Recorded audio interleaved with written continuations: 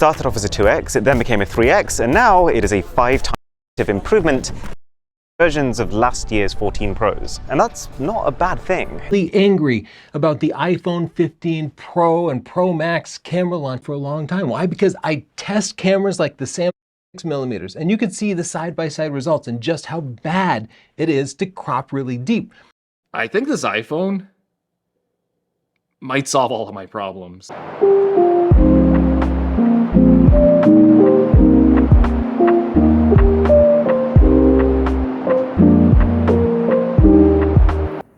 So the iPhone 15 just launched and you're wondering if you should pick it up right away today. And my name is Mario. This is Mario's Truth, and let's talk about money. You wake up, you go online, you go on social media, and it's plastered everywhere.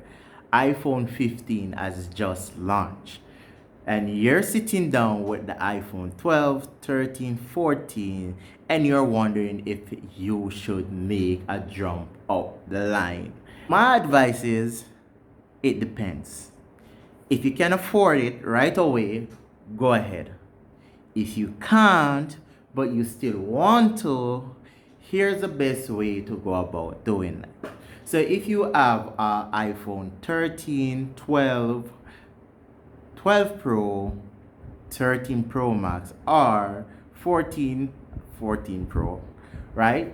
You can go ahead and sell those phones on the resale market, get that extra mullah, that extra butter to actually go ahead and make that purchase. I feel so alive! However, if you don't, iPhone actually have a plan that you can pay down on your iPhone 15 on a monthly basis. I would not do that, and I would not recommend that. But if you really need the iPhone 14 that badly, that's also an option.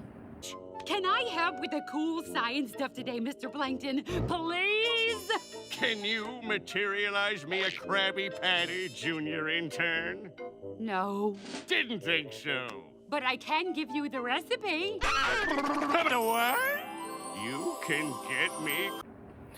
Here is the reason why you should purchase an iPhone 15, or you should go for the Pro model. My suggestion really, if we're talking about just specs, there's not much big jump in specs or delivery when it comes down to the presentation of the new iPhone 15.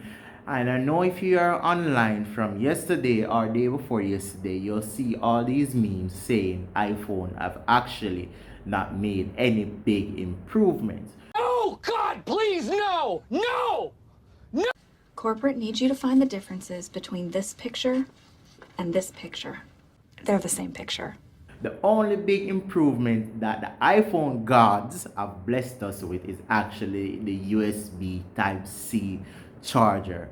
Finally, which now not only allows you to charge your iPhone, but it also allows you to charge your AirPod and send files from your iPhone to your MacBook or your iPad with ease. That's what is promised. You also get new camera sensors, right?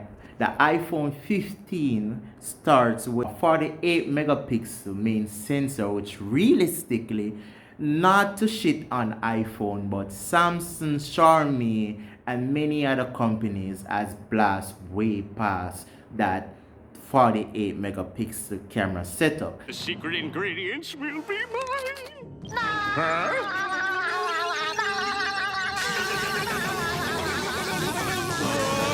And yes, I know iPhone has one of the best camera software out there to give you the best when it comes down to pictures, videos, and overall presentation. But I'm still gonna say it's not that big of an upgrade or deal. But that's my opinion and that's my truth. Now, the question is, which should you actually purchase? Should you go for the Pro or should you go for the base model? Well, for the base model, you do get the a 16 bionic chip. Yes, it's a little bit old, it's 1 years old, but it's still a very good processing chip, and it does have a 5-core GPU. The 15 Pro actually comes with the new A17 Pro, and that's the first chip that Apple has actually added that Pro line behind. So I don't know if it's that much of an upgrade, but what I would say is it is actually a 6-core GPU processor. I'll take that with a grain of salt. I don't think it's much of a big deal. Now if you go on their website right here, you can see that the iPhone 15 starts at $800, while the Pro starts off at $1,000 right there. You have many new colors, but my favorite is actually the bubblegum pink that is found on the iPhone 15 base model, or the blue. I don't know if it's powder blue, but it has a whitish tint to it, so I guess we can call it powder blue.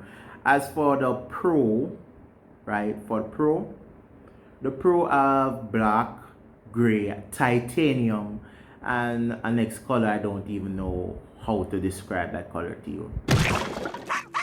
Holy plot twist! It's a Krabby Patty! It's a miracle! Now for build quality, yes, Apple has actually spoken about their titanium build. However, the Apple way, as usual, instead of putting titanium on all base models, including the Pro models, Apple has went the traditional way of being stingy and actually left it only for the Pro and the Pro Max. So yeah, the iPhone 15 will be using the older or the previous material, which is aluminum, which is not much of a big deal. To me, aluminum is still a very good material, but we could need at least a slice of that titanium spice.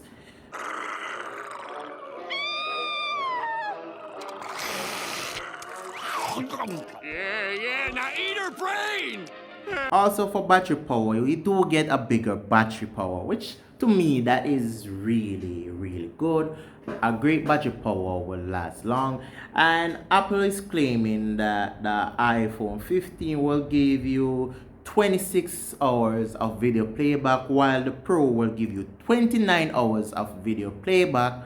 To me, it's not much a big difference, especially if you're a person who don't really use your phone for much social media consumption.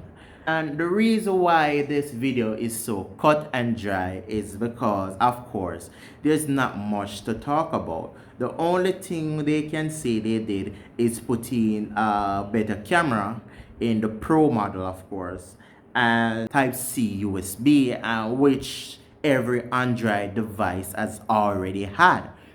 Camera, every Android device already have these things. But it's not about Android today. It's about the iPhone. It's about you. It's about your purchase. It's about your decision. It's about what you're going to do today, tomorrow, or in the next hour. Comment down below which iPhone you'll be purchasing. I would like to know your decision. And that's been it. Mario, out.